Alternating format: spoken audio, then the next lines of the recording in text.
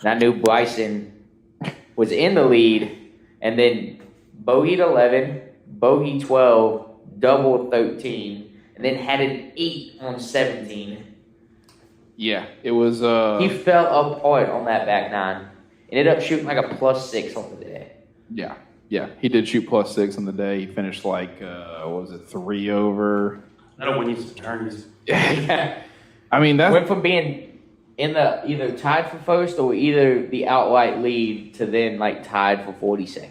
Yeah, I mean, or something like that. Yeah, he finished 3 over for the entire tournament, and then, you know, the sad part is, I mean, he shot a 73 on the first day, which is 2 over for Torrey Pines, and then, I mean, he shot 69, 68, and then had himself in contention, and freaking just, I mean, fell apart. Yeah. Fell apart. So, and then sucky ass attitude by him. I mean, dude was just like, yeah, I don't care. Like, it is what it is. Like, okay, Bryson. Like, okay. But the Brooks Koepka and Bryson DeChambeau feud is kind of funny. I mean, it's starting to kind of like actually grow. More people are paying attention to it. I feel like they're adding. Needs to happen just for fun. I feel like they're adding fuel to the fire. Like I feel like it's actually not that serious, but they're like adding fuel to the fire just to kind of like just to get some attention to themselves. But because one of them this weekend apparently said like, I'll do whatever it takes to be paired with the other on Sunday. Credit to John Rahm. Like we need to talk a little bit about him and the win. I mean, so John Rahm is the first Spaniard to ever win the U.S. Open, and he is. That was his first major as well, which is pretty cool. I didn't realize how young John Rahm was. He only turned pro in 2016. Yeah, he's only, 24? Yeah, I felt like John Rahm was like, I mean, probably, older, like turned pro when, he said like Jordan Spieth's age. I thought like he was 30.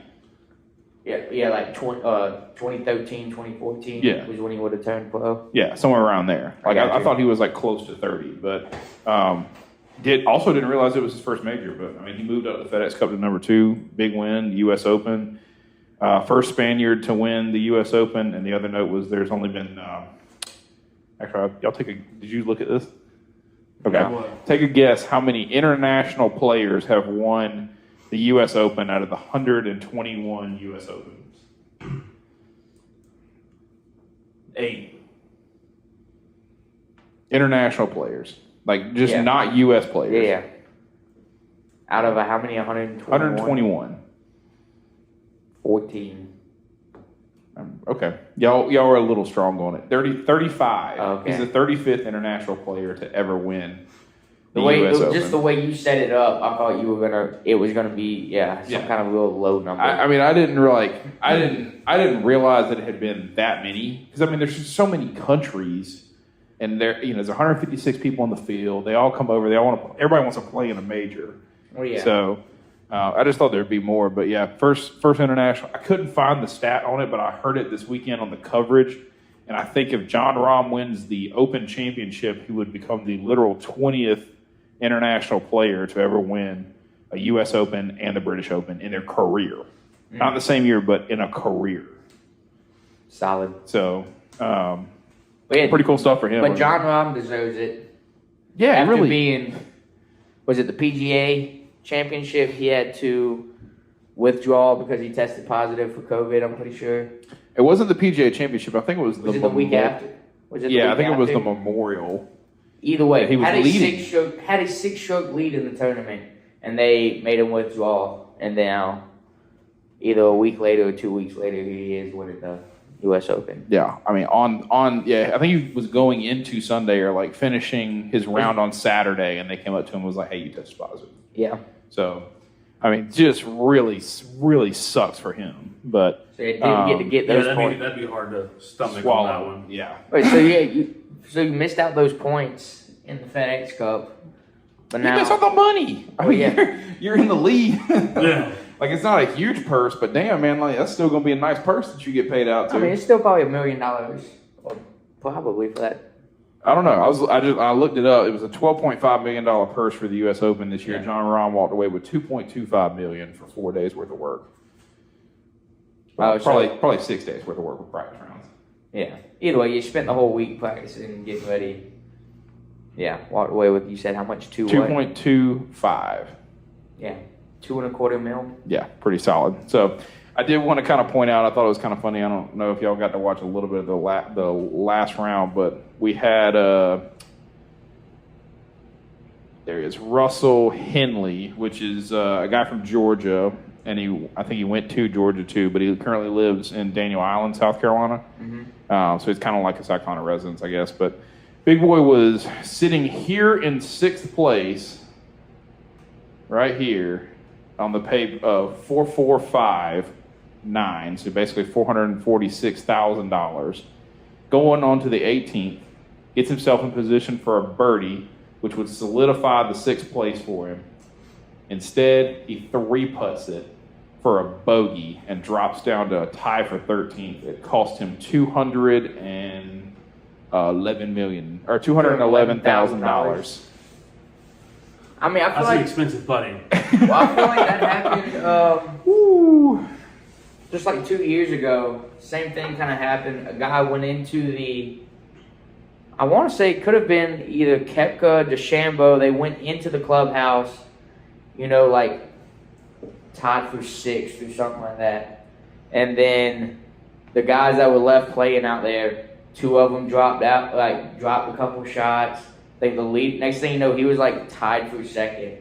Jumped 4 spots after he finished his round. Yeah, I mean the jump.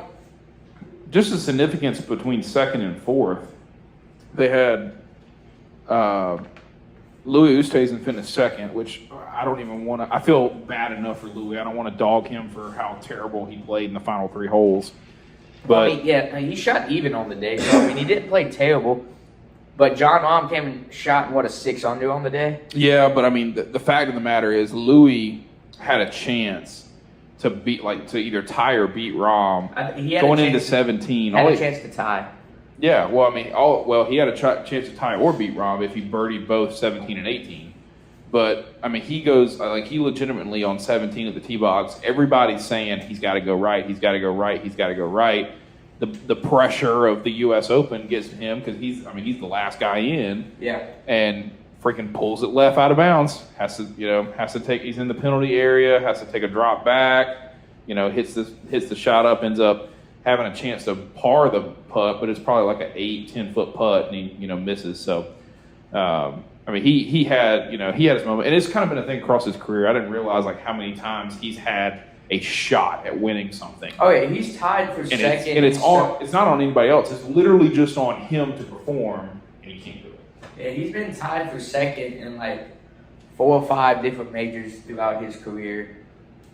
Over the last 6 years, 7 years, whatever it was that I saw. But yeah, had several top 10 finishes. But yeah, Louis just can't quite close it out. That has to be so frustrating to be right there. Yeah. So many times. Like I said, he's got several second place finishes, 3rd place finishes.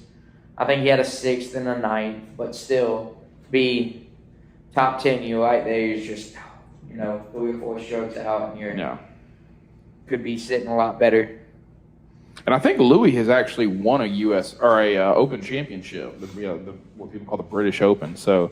Would have been huge for him to win the U.S. Open, but I don't feel bad for him too much because he's walking away with $1.35 million as well for the weekend. Yeah, so he's doing all right. Don't feel super bad for him. So, but yeah, just wanted to wrap that up. U.S. Open for Torrey Pines, 2021 U.S. Open. Congratulations to Jon Rahm, first career major and first Spaniard to win the U.S. Open in the history of the 121 U.S. Opens.